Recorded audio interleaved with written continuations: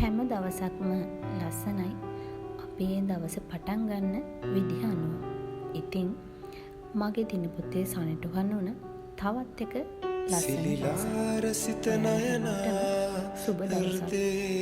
සිඹිනා කෝල නීල වදනා සවන පිනනා මේ චන්ද්‍ර සූර්ය නගරේ දූවිලි සරනා සෙවනැල්ල වෙන්න ප්‍රේමී දාය නිවනා සිලිලා අල හිතන්නේ අපි මේ කොහෙද යන්නේ?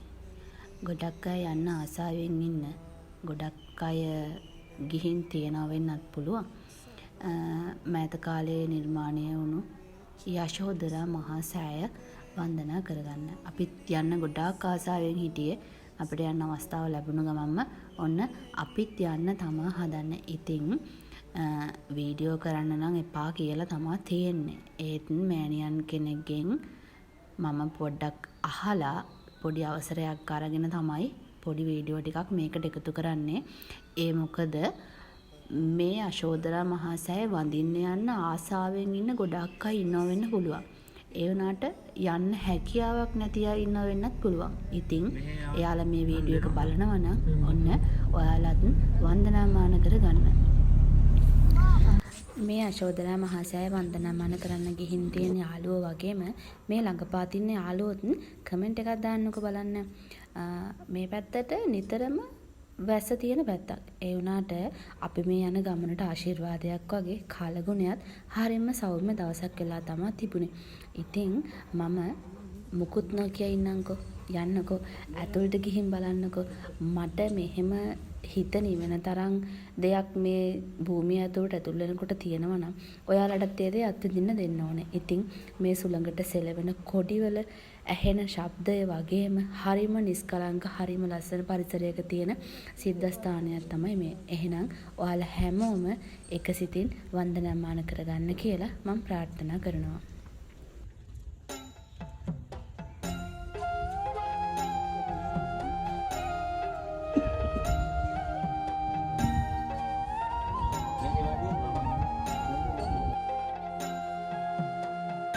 ඇසල මාහේ සඳ මෝරා පායන්නේ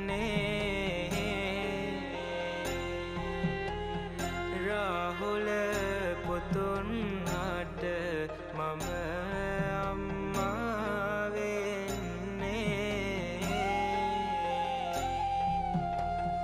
සම්බුදු බව පතා මගේ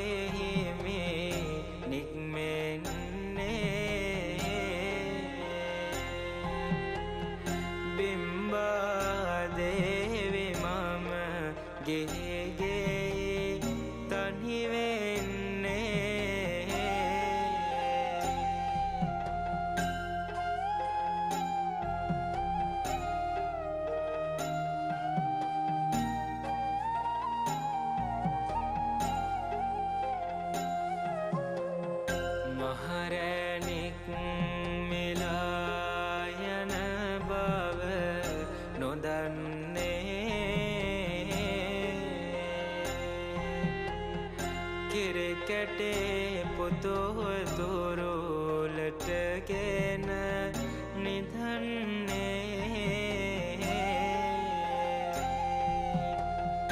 හිමිසිත කල කෙරේ ඇතේ බව නොමදන්නේ. ඉතින් මෙතනට ගිහිල්ලා නැති ඔයාලත් මේ ස්ථානය ගොඩාක් ශ්‍රද්ධාවෙන් වැඳ පුදා ගන්න ඇති කියලා මං හිතනවා. එහෙනම් අපි යමු තවත් තැනකට. ඒ තමයි කඩුවෙල අසපුවට. ඉතින් එතනටත් ඔයාලා ගිහිල්ලා තියෙනවා නම් කමෙන්ට් එකක් දාන්නකෝ. යන විදිහ නම් කියන්න ඕනේ නැහැ. දැන් අපේ තාක්ෂණයේ දියුණුවත් එක්ක Google Map එකෙන් ඕනම තැනකට යන්න පුළුවන්. එහෙනම් අපි යමුකෝ එතනට.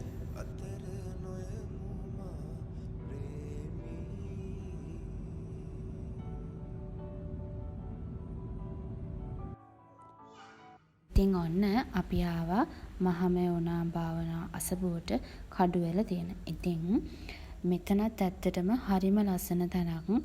ඒ ලස්සන කොච්චරද කියලා කියනවනම් ඇත්තටම මෙහෙම මම හිතන්නේ ෆෝන් එකකින් පොඩි වීඩියෝ ක්ලිප් එකකින් බලනවා වගේ නෙමෙයි. ඇත්තටම ඇස් දෙකෙන් බලනකොට ඒක හිතට දැනෙන්නේ මාරම සැනසීමක්. ඉතින් නම කියන්න අවසරයි. මහමෙවුනා විහාර නිර්මාතෘ වන පූජ්‍ය කිරිබත්ගොඩ ඥානානන්ද ලොකු ස්වාමීන් වහන්සේ. ඉතින් මේ මහමෙවුනා අසපු නිර්මාණය කරපු ලොකු ස්වාමීන් වහන්සේ ඔබ වහන්සේට අනේක වාරයක් පින් සිදු වෙන්න ඕනේ අපිට මේ වගේ දේවල් දායාද කරනවට. ඉතින් මම මෙතනත් වැඩි දෙයක් නොකිය ඔයාලට මේ ස්ථානය බලා ගන්න අවස්ථාව සලස්සලා දෙන්නම්. එහෙනම් ඔයාලත් ගොඩාක් ශ්‍රද්ධාවෙන් මේ ස්ථානය වැඳ පුදාගෙන බලන්නකෝ. එතකොට ඔයාලටත් පුළුවන් වෙලාවක අනිවාර්යෙන් ඇවිල්ලා යන්න හිතේ.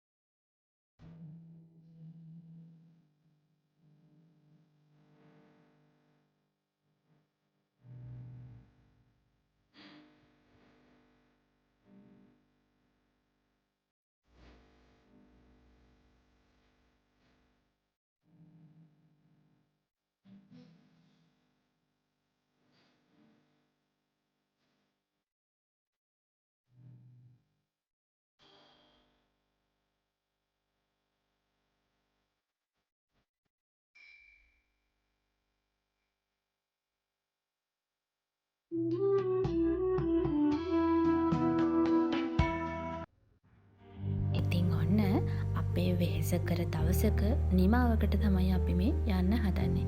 ඉතින් අපි ඔහම ඇවිල්ලා සර්විස් ඒරියා එක ගාවට ගිහිල්ලා අපේ පොඩි බඩගින්නටත් පොඩි දෙයක්ත් කාලා අපි ආපහු අපේ ගමන යන්න තමයි හදන්නේ. ගමන යනවා කියලා කියන්නේ අපි යන්නේ මාතරට. ඉතින් ඔයාලා හැමෝම මගේ වීඩියෝ එක හරිම ආසාවෙන් බලන්න ඇති කියලා මම හිතනවා.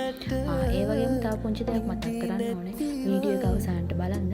මේ අපි ගමන යන දවසට පහුවදා අම්මගේ බර්ත්ඩේ එක තිබුණා. අපිට ඒක මතක් වුණේ ඇත්තටම පස්සේ අපේ හිඟාට චූටි සර්ප්‍රයිස් එකකුත් ලෑස්ති කරලා තියෙනවා.